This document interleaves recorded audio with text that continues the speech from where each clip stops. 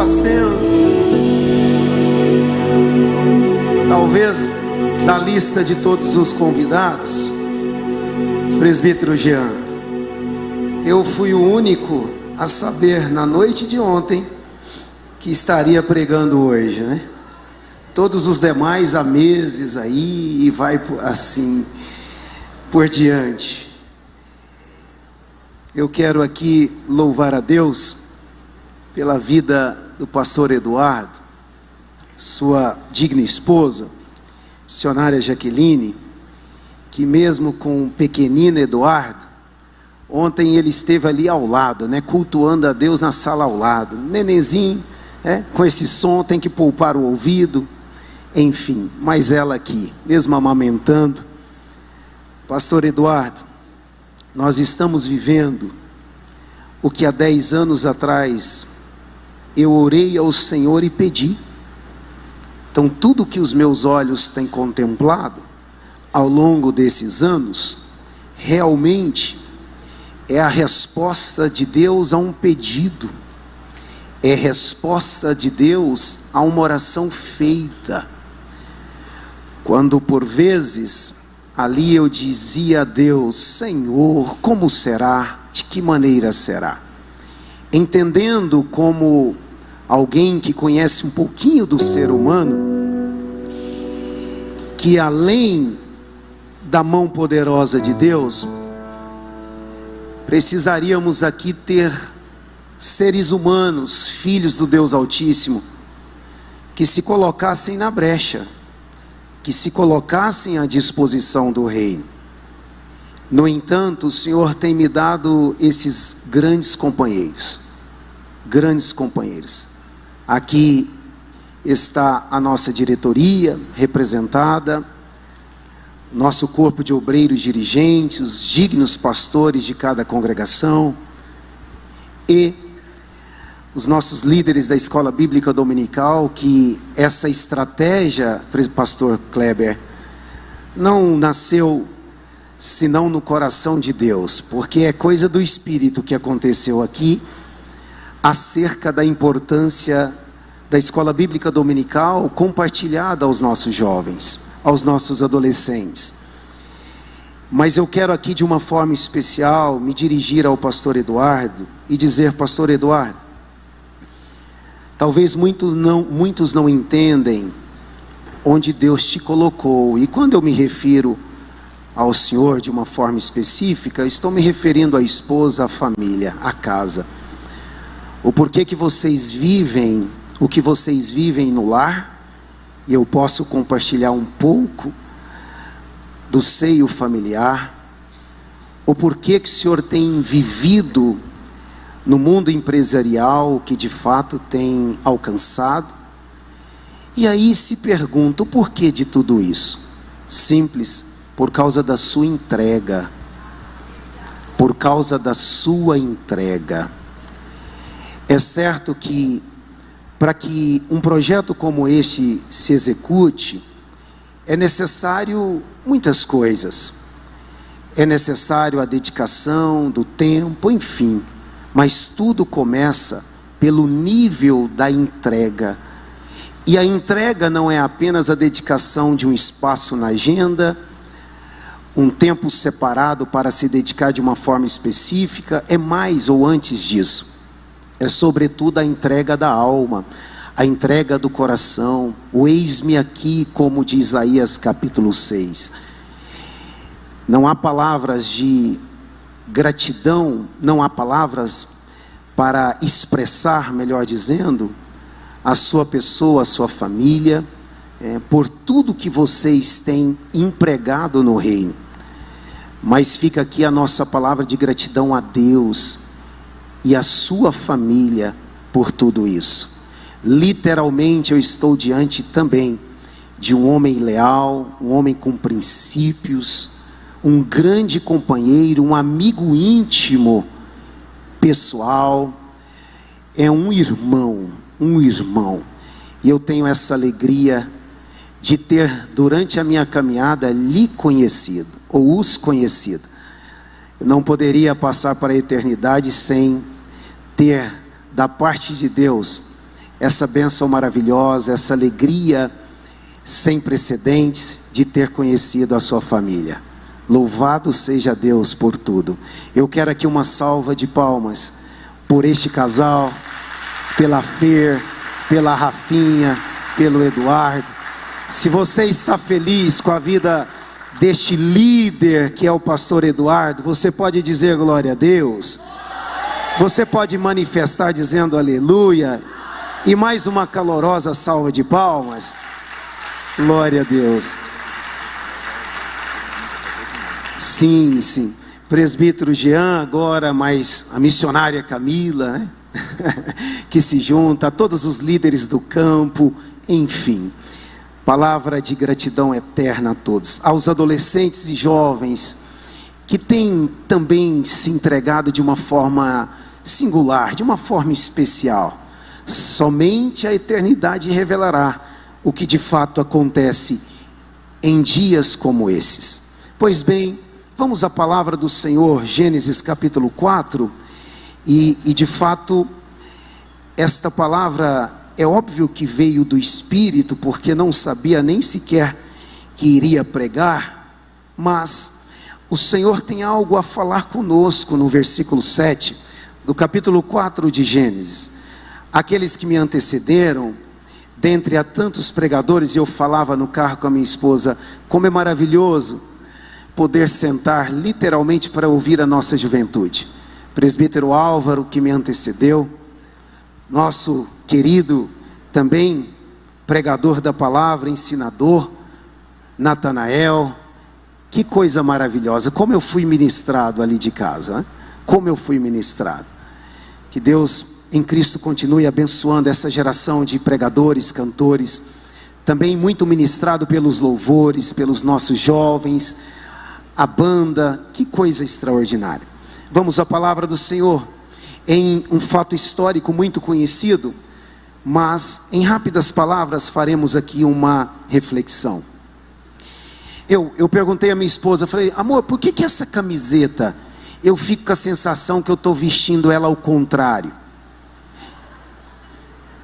E eu literalmente por algumas vezes em casa, sem perguntar a ela, perguntei agora cedo, eu inverti ela, eu botei o verso na frente, porque parece que a sensação é que ela está apertando o meu pescoço.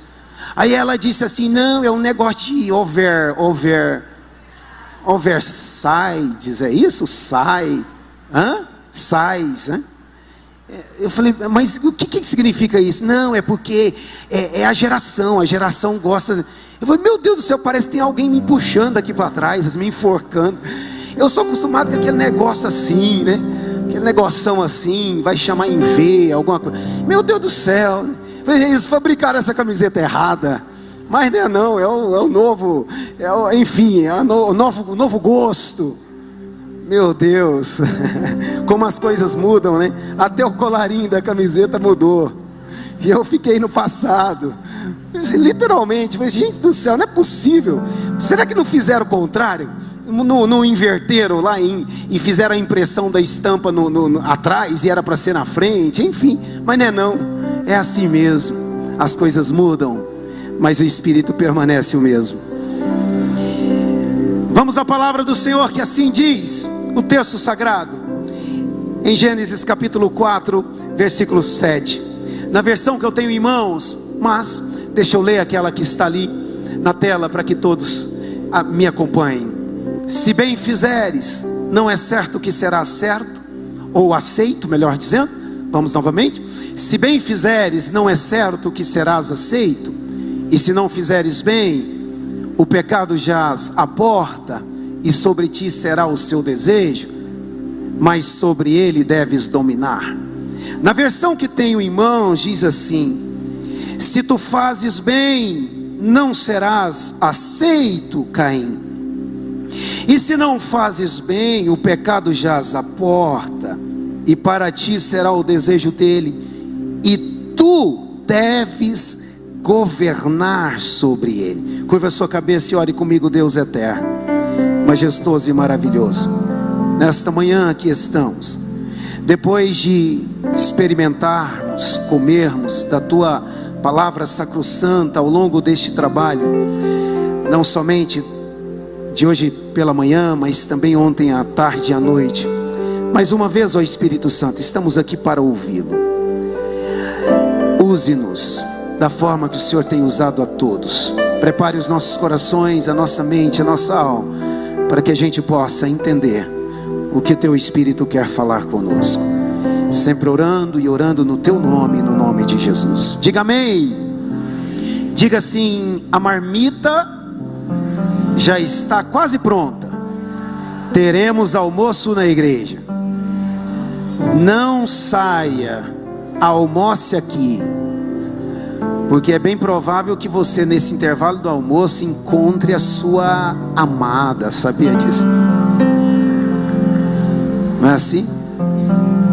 Mesmo conversando com ela, mastigando com a boca aberta, não tem problema não. O amor é meio cego nesse sentido. Vai ter almoço mesmo, né? É R$18 uma marmita bem cheia, né? Tá bom. Então vamos almoçar na casa de Deus. Pois bem, estamos diante de um texto muito conhecido. Você está aí, diga bem.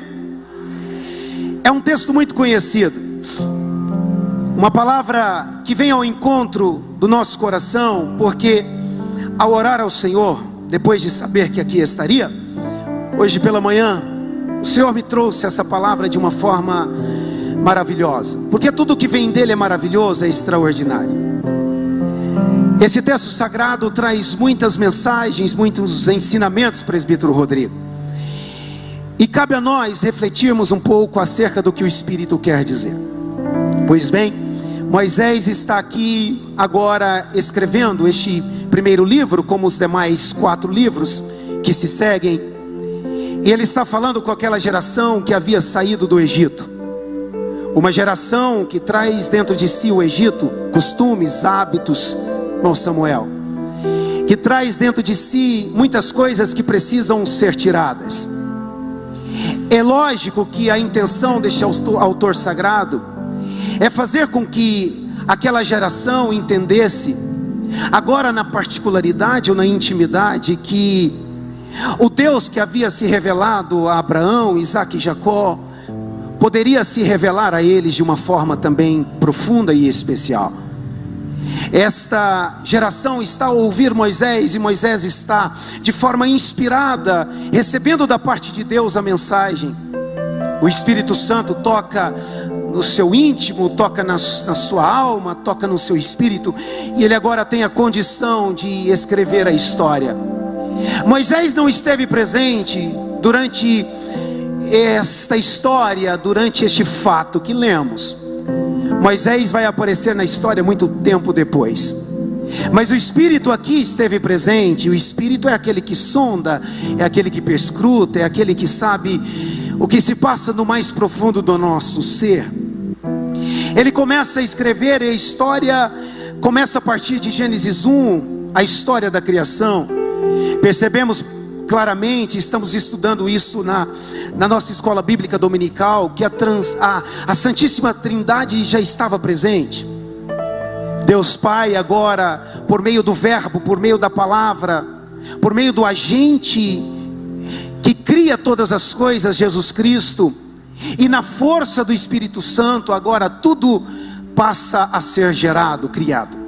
Pois bem, Gênesis capítulo 1 é algo extraordinário, e cremos nessa palavra porque sabemos perfeitamente que o nosso Deus tem poder de criar todas as coisas por meio da palavra. É óbvio que a Bíblia não tem a intenção de satisfazer a perspectiva da ciência moderna, trazendo relatos científicos, para que o homem tenha agora intelectualmente a condição de compreender como tudo foi criado.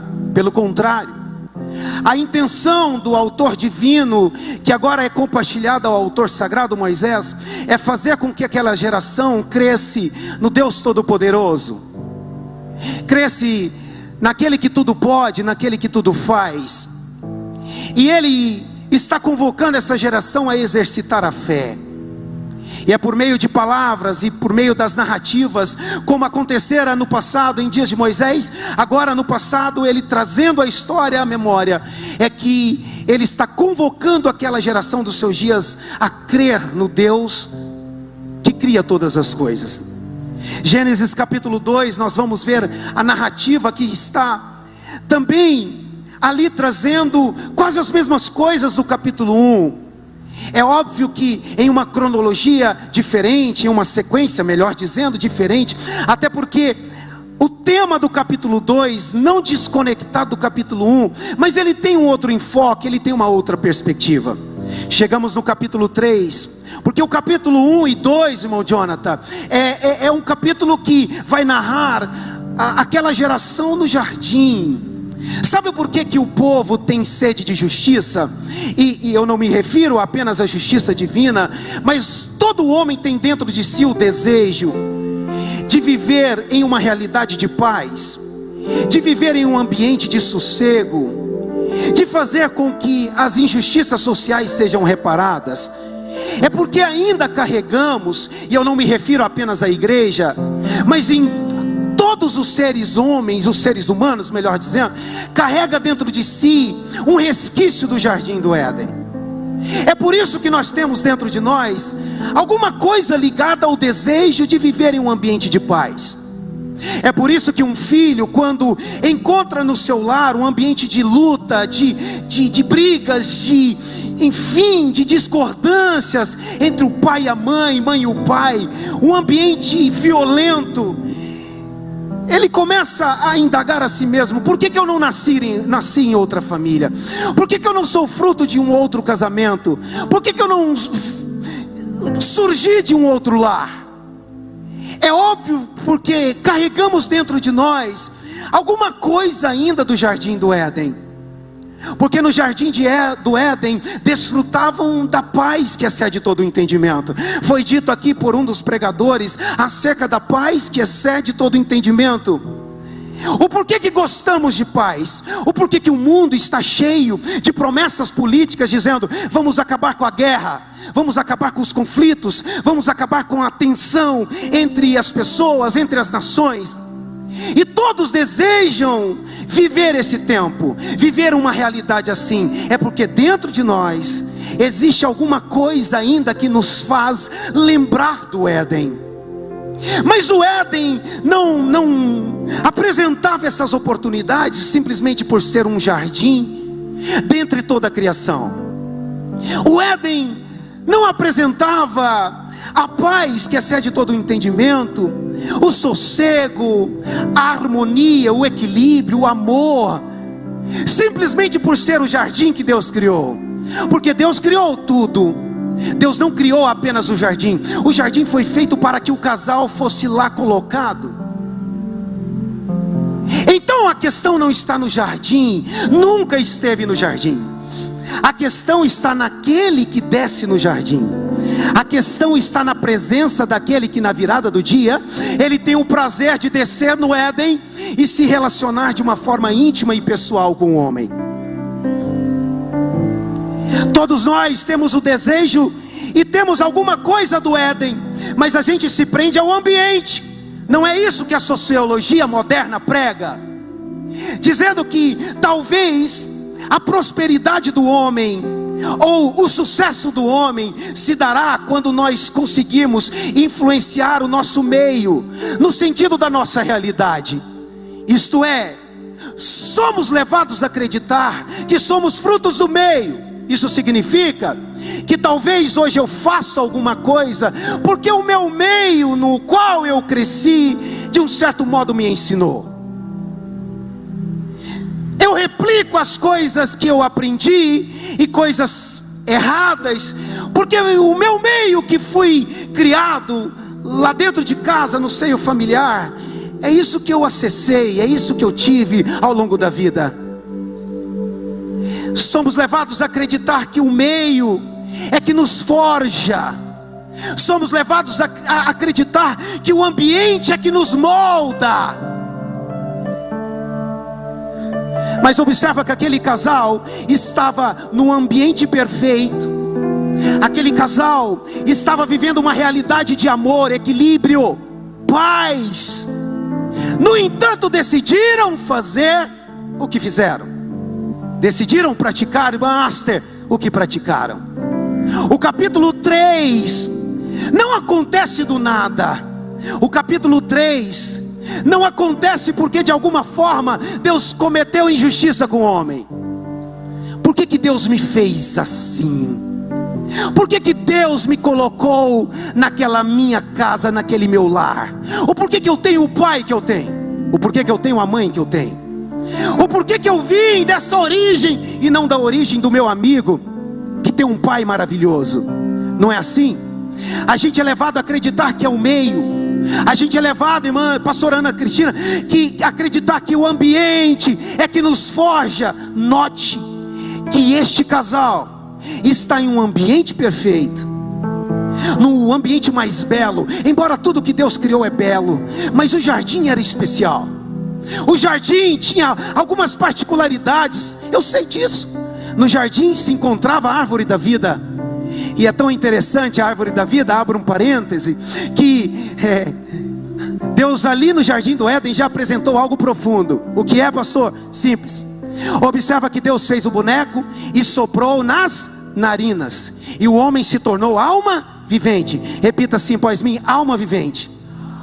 Ora, se Deus soprou a vida, o porquê comer do fruto da vida no jardim do Éden? Alguém vai dizer assim: é porque o homem foi criado como um ser mortal. Sim, é porque o homem foi criado como um ser finito, e ele precisava da árvore da vida para se alimentar e de um certo modo permanecer vivo. Ok, é assim mesmo. No entanto, a árvore da vida já apontava para algo mais profundo e extraordinário. Era Deus dizendo assim: além da vida do jardim, existe uma vida em uma outra dimensão. Espera aí, tem alguém na casa ou é porque está pensando no Marmitex?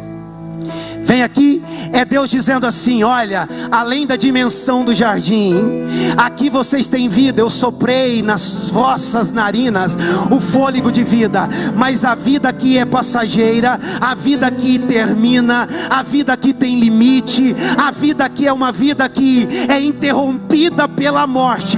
No entanto, eu já os apresento algo que é superior, algo que é maior, algo em uma outra dimensão. Então coma desse fruto, porque comendo dele vocês viverão. Quer dizer que além do jardim existe uma outra dimensão de vida. Ah, vocês se lembram daquele que ele se levantou e disse assim: eu sou o caminho, eu sou a verdade, eu sou peraí, vamos novamente. Eu sou o caminho, eu sou a verdade, eu sou a vida. Tem gente que começa falando de Jesus a partir de Gênesis 3, quando Jesus mata aquele animal, né? Naquele sacrifício cruento. Mas pelo contrário, no jardim do Éden, antes do pecado do homem, já estava a árvore da vida apontando para aquele que não tem apenas a vida para dar, mas ele é a própria vida. É Jesus dizendo assim: por mais que aconteça Gênesis 3 na vida de Adão, por mais que aconteça Gênesis 3 na vida de Eva, por mais que Gênesis 3 aconteça na minha vida e na sua vida, o que é que aconteceu em Gênesis 3? Ruptura da aliança, ruptura do pacto, quebra da comunhão, tropeço, queda. No entanto, Deus já estava dizendo assim: eu já tenho preparado na eternidade uma árvore. Gênesis 3, o homem morre, mas quem foi que disse que o homem permaneceria morto? Porque a árvore da vida já apontava para ele. Sabe por que nós estamos aqui? É por causa dele, é por ele, é para ele. Eu não sei se você já o fez. Caso não, levante os teus braços neste exato momento. Glorifica Jesus, glorifica Jesus. Você não entendeu, mas eu aplico. Tudo bem que você pode ter começado este congresso vivendo Gênesis 3. Pastor, tu não sabes como tem sido as minhas práticas, tu não sabes como tem sido as minhas obras, tu não sabes o que eu tenho feito no dia de ontem. Eu não preciso saber, mas eu estou aqui para apresentar a árvore da vida e dizer assim: Satanás é que está contando com a sua morte, mas há uma novidade para Satanás. Para ele sim está a morte eterna, mas para esses que estão respirando o fôlego da vida, ainda há a alternativa da salvação eterna. Dá licença, eu estou pregando para uma geração crente. Tudo bem que você erra, tudo bem que você falha, tudo bem que você cai, tudo bem que você tropeça, e esse tudo bem não é validando o seu pecado, não é validando a sua história, mas é sobretudo dizendo assim: o Deus que te ama, apesar de tudo, Ele ainda está de braços abertos para dizer: venha, venha. Aí chegamos em Gênesis 4, porque essa é a mensagem. Gênesis 4 é algo extraordinário. Note, no capítulo 3, anterior ao 4, nós percebemos que Deus vai apresentar novamente a Adão e Eva duas sementes. Repita após mim: duas sementes. Ah, não. Com o pastor ontem o negócio foi com fervor, né? Será que é porque o pastor Neto é arroz com feijão? Tudo bem, mas é palavra de Deus. Vamos lá? Duas sementes. As meninas, duas sementes. Os meninos, duas sementes. É apresentada a semente da serpente, e é apresentada a semente da mulher. Entramos no capítulo 4, e fica bem claro que o ambiente da casa de Adão e Eva se transforma. Alguém vai dizer assim: pastor, será que Adão foi salvo? Algumas indagações. Mas eu percebo ao longo da história imediata ao capítulo 3, que algo diferente vai acontecer na casa de Adão. Primeiro, fica bem claro que Adão e Eva confiaram agora, ou depositaram a fé na semente da mulher. Fica bem claro. Como eu sei disso? Simples, por alguns detalhes. Primeiro, quando a gente vai perceber o culto de Caim e Abel, tudo bem que eles foram expulsos do jardim, tudo bem que os querubins estão muito bem armados, não permitindo que eles voltassem a comer da árvore da vida. Tudo bem. Agora eles estão meio aos abrolhos e os espinhos, e do suor, do labor, do sacrifício. Agora este homem, tendo que semear, tendo que plantar, tendo que colher, e sobretudo agora tendo uma terra amaldiçoada. Não foi Adão o amaldiçoado, foi a terra amaldiçoada. Mas escute isso aqui. Eu percebo que este casal voltou a crer em Deus por meio da promessa da semente da mulher, porque o ambiente da casa deles muda. Sabe como eu sei? Por mais que eles não estivessem mais no Éden, mas o culto que Caim e Abel apresentam, sabe quem está no culto? Deus. Não, peraí, vamos lá. Tanto no culto de Caim como no culto de Abel, sabe quem está presente? Deus. Quer dizer que Deus não está restrito ao jardim, Deus não está restrito a um espaço, Deus não está restrito a uma agenda, Deus não está restrito a um ponto da sua vida. Sabe quem está fora do jardim? Sabe quem está do lado de lá do jardim? Deus. É Deus dizendo assim: mesmo que você caia aqui, mas eu ainda permaneço com você lá. Tem alguém na casa? Será que é a fome, ou eu estou diante de uma igreja que não é pentecostal? Você não está entendendo. Se Deus estivesse restrito ao jardim, Ele seria um Deus de condições. Mas como Ele não é um Deus de condições, porque o seu amor é incondicional, Ele diz assim: eu estou com você tanto no jardim, mas apesar de tudo, eu estarei com você também fora do jardim. Bendito seja o nome do Senhor. Você que pensa que o Espírito Santo te deixou quando você entrou naquele quarto para pecar, você que pensa que o Espírito Santo te deixou quando você foi para fornicação, ou para acessar páginas eróticas, ou ter aquele diálogo terrível, você que pensa pelo contrário, você foi selado pelo Espírito Santo. O Espírito Santo não é como uma roupa, que a gente pega a roupa suja, como eu peguei a camiseta suja de ontem e deixei lá para lavar. Não, o Espírito Santo, Ele geme com gemidos inexprimíveis, porque Ele sabe perfeitamente que você escolheu um caminho de morte, que você está no delito, que você está no pecado, mas Ele diz assim: eu não sou um Deus de condição, eu te amei primeiro, apesar dos seus erros, apesar dos seus defeitos, apesar das suas falhas, apesar dos seus fracassos, apesar das suas frustrações, eu ainda estou contigo. Eu não desisto de você, eu não desisto da sua. Rabá, eu estou sentindo a presença de Deus aqui, irmãos, Maria. Eu estou sentindo a presença dEle aqui. Ai, irmã Ludmila, a presença dEle aqui é notória, é perceptível. Tudo bem que está dentro de uma mensagem de reflexão profunda, e toda palavra precisa ser refletida, porque ela precisa penetrar no mais íntimo, no mais profundo, do nosso interior. Mas dá licença, o Espírito está falando com muita adolescente, o Espírito está falando com muita jovem, que entrou aqui pensando em parar, em desistir, mas o Senhor está dizendo: eu sou o Deus da segunda oportunidade. Escute, a primeira prova que aquele casal mudou e o ambiente foi transformado, não porque o ambiente é que dita as regras, não porque o meio é que nos forja, mas sim a presença de Deus. É que Deus esteve no culto presente.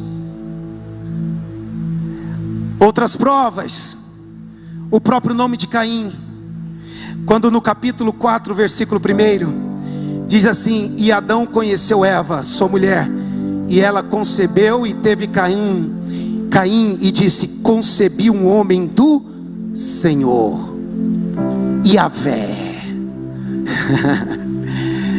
É como se Eva estivesse dizendo assim: tudo bem, eu pequei, enfim. E no capítulo 3 eu nem entrei pelo caminho do arrependimento, mas depois que a semente, a promessa da semente foi lançada, ela tomou a decisão: eu não quero mais permanecer como semente da serpente, eu quero depositar a minha confiança, depositar a minha vida, depositar a minha fé na semente da mulher. No mesmo capítulo, provando que o Senhor visitou essa casa novamente, e não é o ponto central do sermão, mas nós vamos perceber no versículo 24, que depois que tudo ocorre, agora Eva vai ter mais um outro filho. No versículo, se não me falha a memória, aqui no versículo, quando ela vai ter aqui o seu segundo filho, o seu terceiro filho, Sete, ela vai dizer assim, que agora Deus está dando no lugar de Abel, aquele filho Sete. E o texto deixa bem claro que quando ela fala com Deus, ela está dizendo assim: Senhor, eu confio na tua força, como eu confio no teu poder. E naquele exato momento Deus visita Eva, e ela vai conceber Sete. E nós conhecemos uma parte da história. Deus não se ausentou, Deus transformou aqueles corações. Mas venha comigo, o ponto central e o caminho para o término. Repita após mim assim: a religião de Caim é a mesma religião de Abel. O Deus que Caim serve é o mesmo Deus que Abel também serve.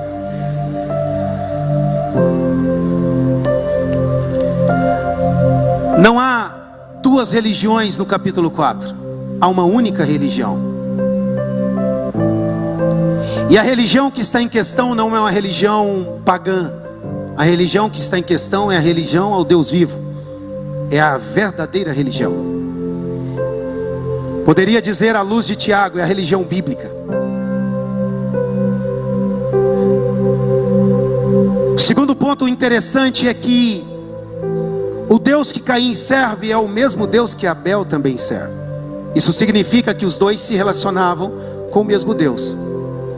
Cada um na sua individualidade, cada um na sua particularidade, mas ambos se relacionavam com Deus.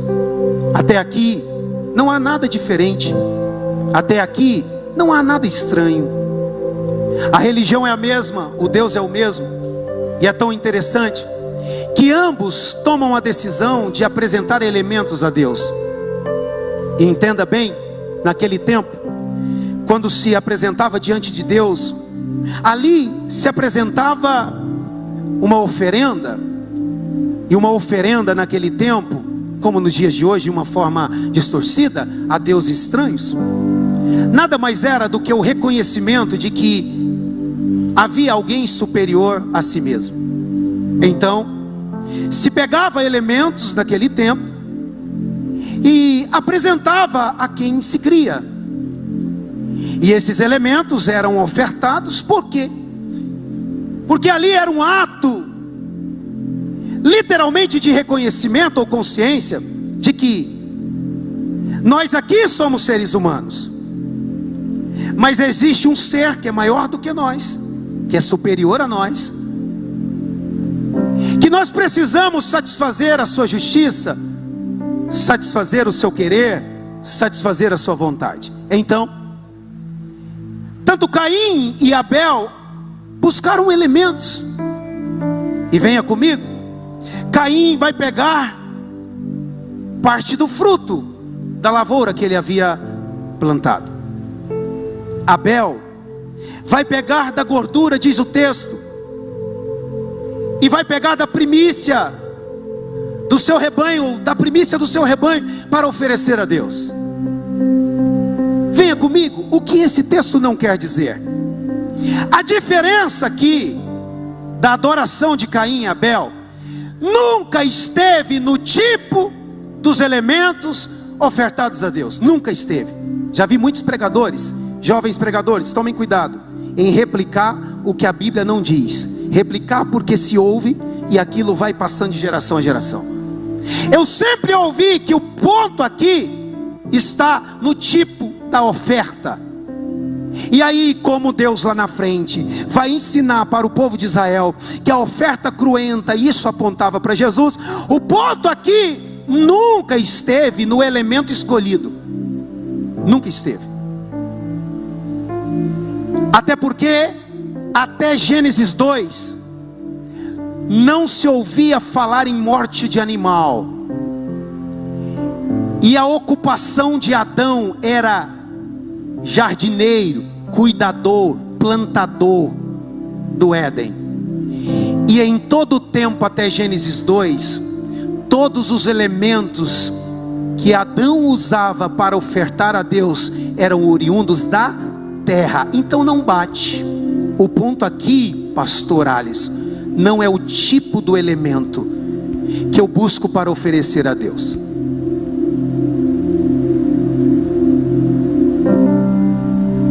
Qual é o ponto aqui central deste texto? Que de um certo modo vai diferenciar Caim de Abel, Abel de Caim. Primeiro, de uma forma muito rápida e simplista, eu disse que eles foram criados no caminho, educados no caminho. Tanto é que eles têm a mesma religião. Outra prova de que aquele casal confiou na semente da mulher e teve as suas vidas transformadas. Caim e Abel, desde muito cedo, conheceram o Deus dos seus pais, porque os seus pais lhes apresentaram. Caim aqui não está agora depositando a sua fé nos elementos naturais, uma fé naturalista, materialista. Não, senhores, não, jovens. como também Abel aqui não, ambos estão aqui oferecendo a Deus. Quer dizer que o ambiente em si ali foi transformado, porque os corações dos pais foram transformados, e eles foram ensinados no caminho. Sabe por quê? Eu aplico uma parte aqui, desde o início eu estou falando. Eu disse que o ambiente nunca teve a condição de nos forjar, nunca. Mas nós, uma vez, temos a condição de influenciar o ambiente no qual estamos. Venha comigo, escute isso aqui. O ambiente não tem poder de nos influenciar. As pessoas, a faculdade, a escola não tem poder ou propriedade de te forjar, influenciar. Você não tem levado essa vida medíocre por causa do seu passado, por causa da sua família, por causa do seu pai, por causa da escola, por causa dos amigos. Você tem levado essa vida medíocre por causa das suas escolhas.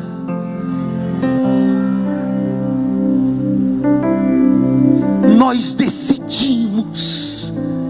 Responsabilidade, diz Ezequiel, responsabilidade pessoal. Eu decido pecar, eu decido me afastar de Deus, eu decido romper a aliança, eu decido distanciar dele, eu decido quebrar a comunhão, eu decido. A religião é a mesma, o Deus é o mesmo. Os elementos estão sendo apresentados, e ora, à luz de Moisés ou da lei, entendemos que quem oferece uma oferenda a Deus está ocupando também a função de sacerdote. Quer dizer que Caim e Abel eram sacerdotes.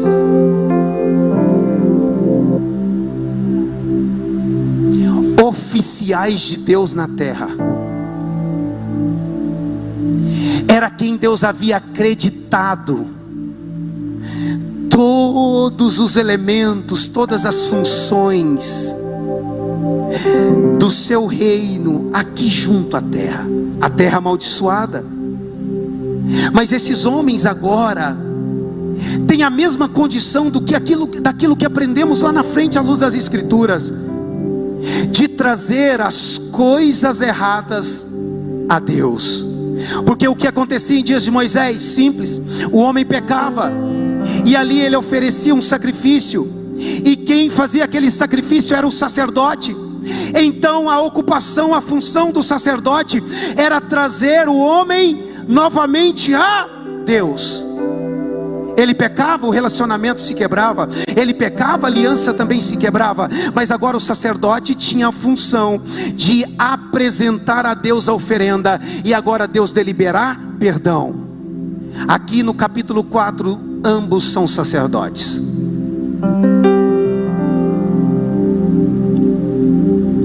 Mas qual é o ponto?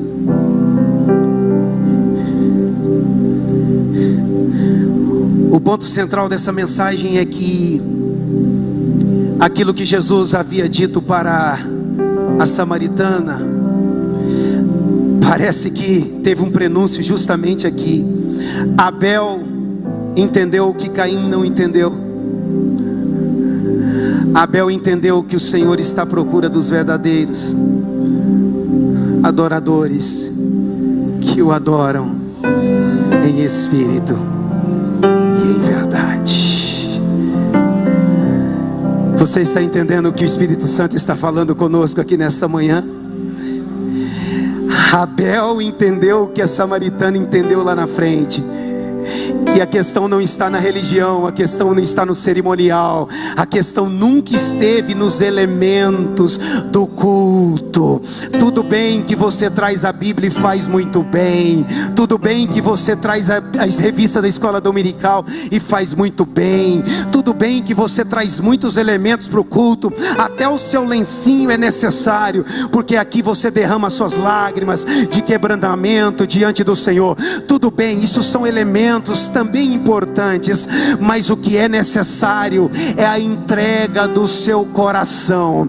Escute isso: o Pai desde o Éden, não somente a partir do capítulo 4 do culto de Caim e Abel, João Pedro, que o Pai está à procura dos verdadeiros adoradores, porque Adão e Eva estavam no lugar perfeito, equilibrado, onde reinava o amor, a paz, a comunhão, mas o coração havia sido entregue às paixões do desejo, às paixões da carne, mesmo antes de tomar o fruto, porque aquela mulher, diz o texto que ela olhava para o fruto, e o fruto olhava para ela, e ela desejava e via que era um fruto bom de se comer, apetitoso, delicioso. Dá licença, o casal está no Éden, no lugar perfeito, mas o coração está fora do Éden há tempo.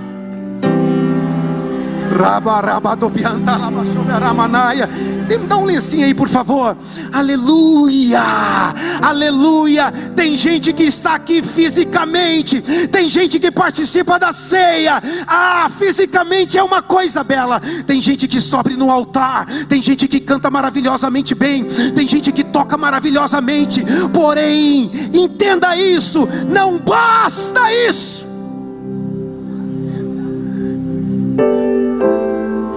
A sua entrega não começa a partir do ensaio, a sua entrega não começa a partir da sua dedicação. Quando você reserva um tempo na sua agenda, de uma noite de sacrifício, uma noite terrível, né?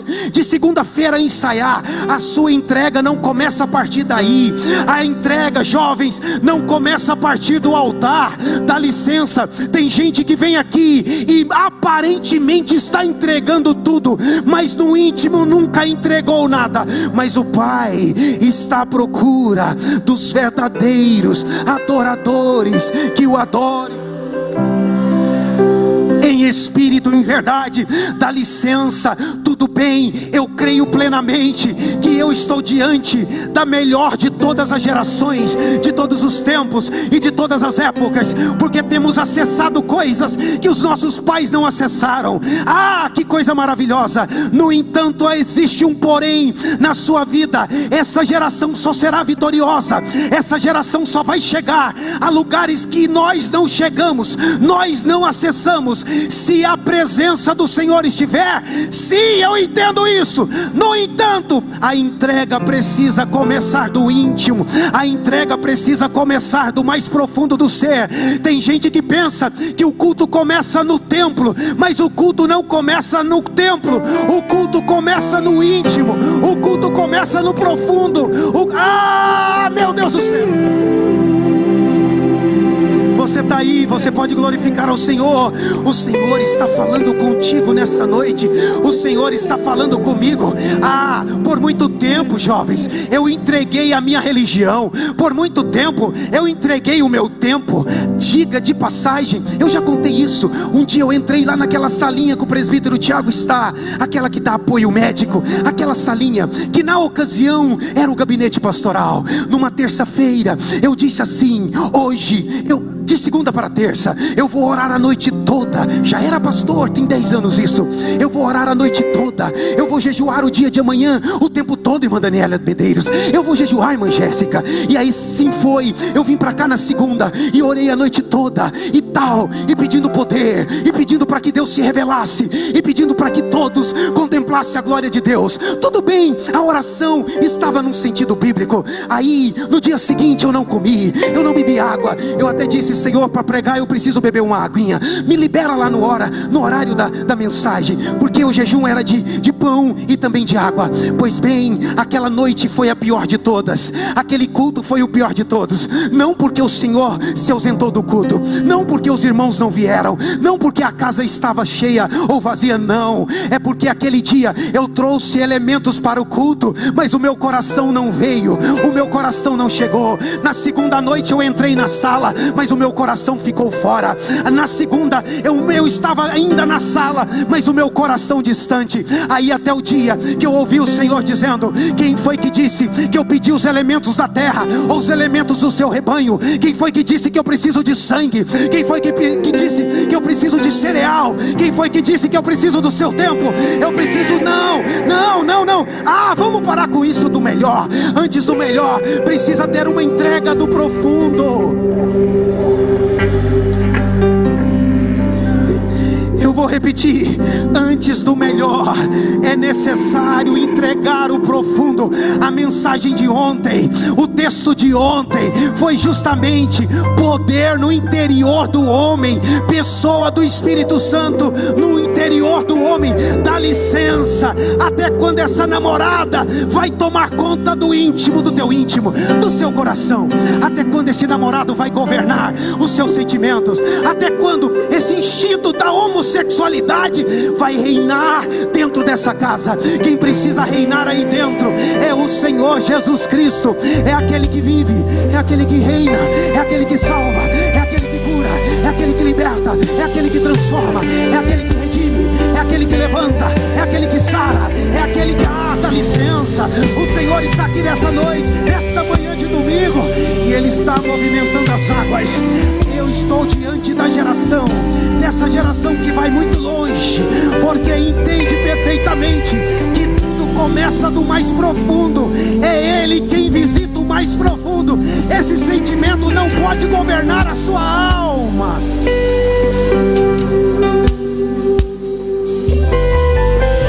Tem alguém na casa? Tem alguém na casa?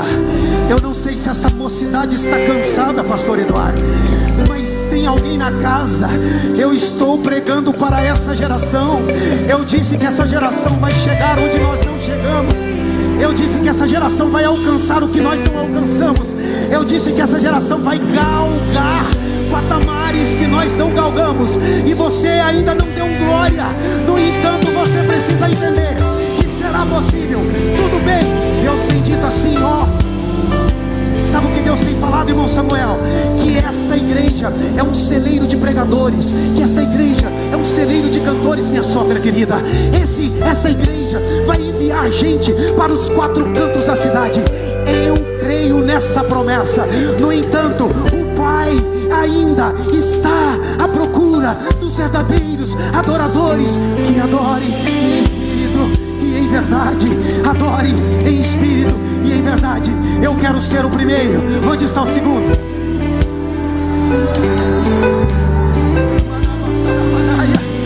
Quando eu vejo jovens como o presbítero Álvaro, Natanael, Jonathan e outros mais aqui pregando na graça, aqui pregando na unção, sabe por quê? Porque eles entenderam o que muitos ainda não entenderam, que o culto começa no profundo. Eu respeito do quarto do secreto, eu respeito a sala de oração, eu respeito, isso é fundamental, mas não começa no secreto do quarto, nunca começou no secreto da oração.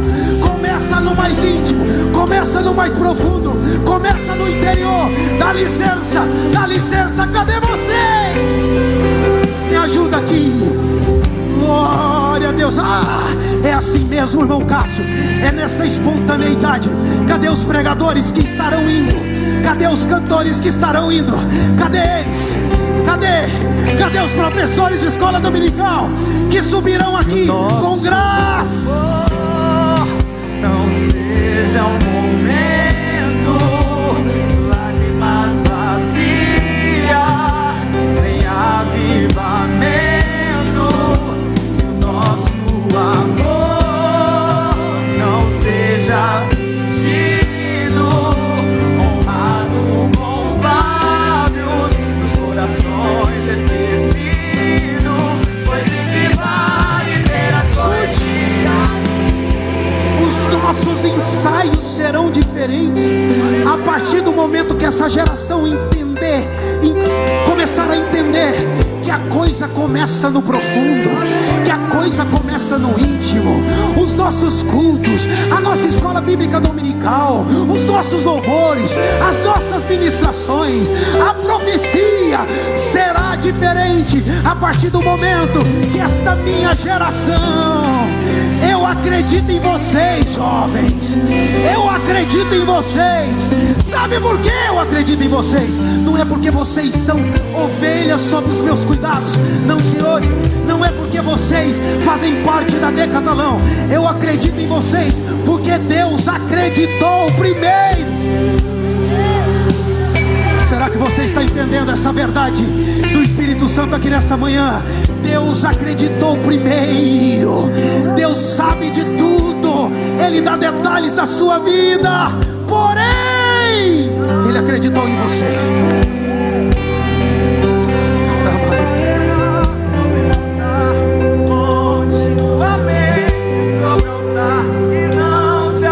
Movimenta as águas aqui, Espírito Santo. Lá onde está o irmão David, movimenta as águas, Espírito Santo.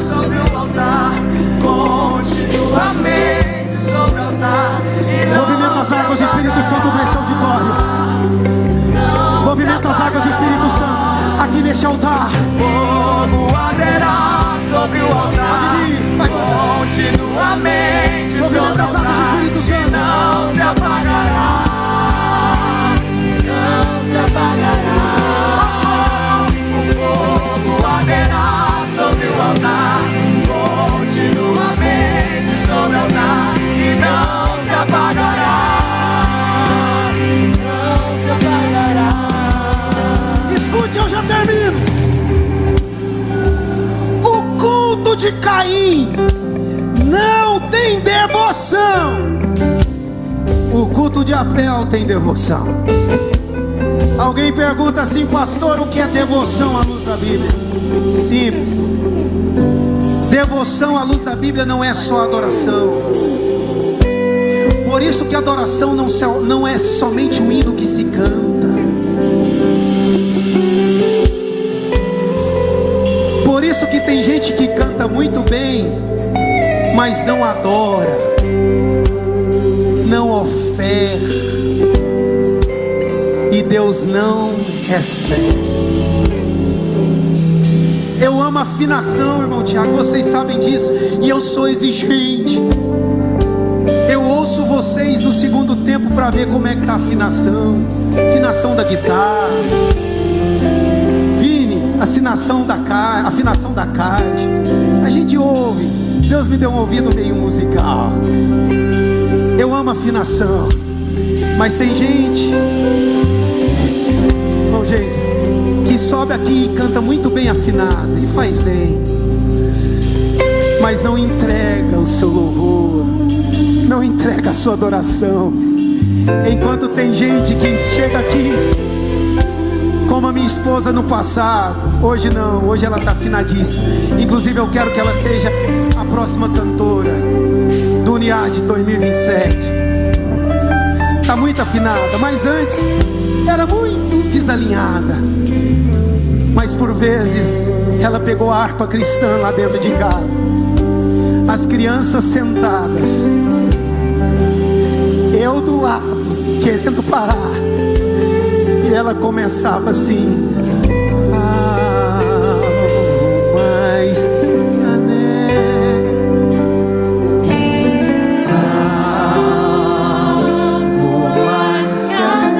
Começava em dó, ela terminava em si.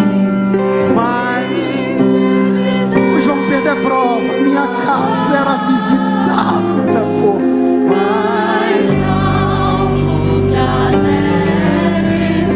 vai de novo, ministério de novo, vai.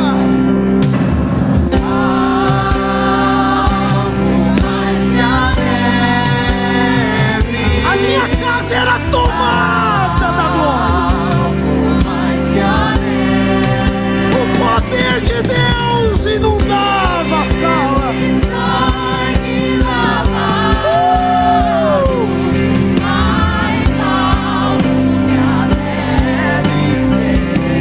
Aí ela ia repetir, para aí, o negócio que estava em dó ia para ré sustenido, um tom 1.1 acima. Dá licença, só que ela colocava amor. O culto dela tinha espontaneidade, voluntariedade. É como se ela estivesse dizendo assim: se é para ti, Senhor, eu ofereço o que eu tenho.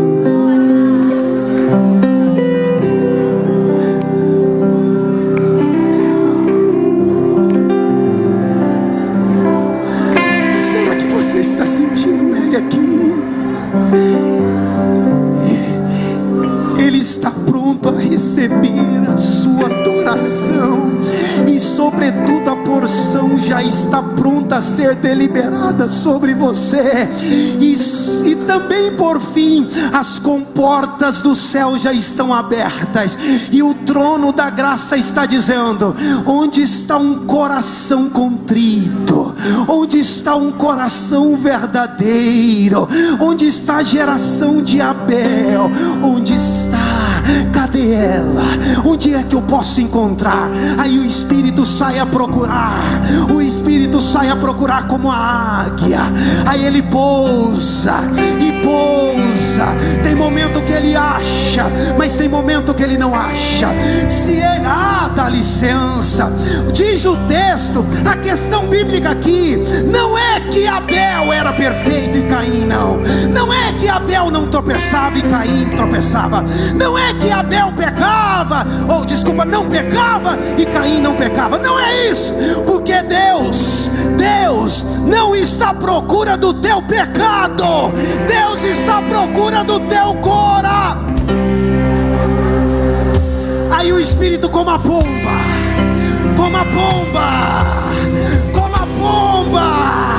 ele pousa em cada coração.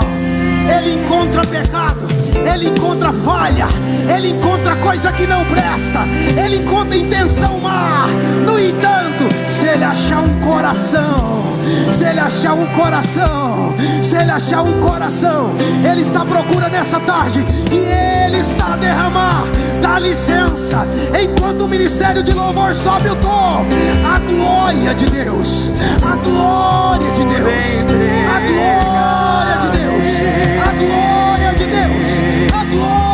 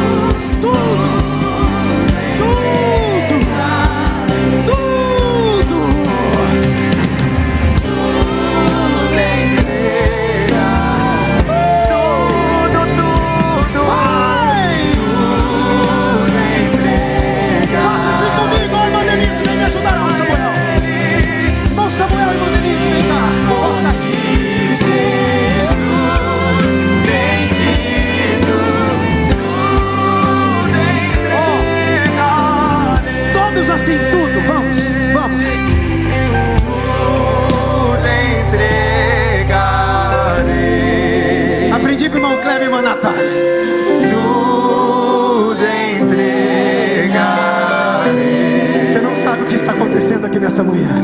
Sim, por ti, Jesus, bendito. Tudo entregarei, só as meninas. Só as meninas. Vai, Mandébora. Vai.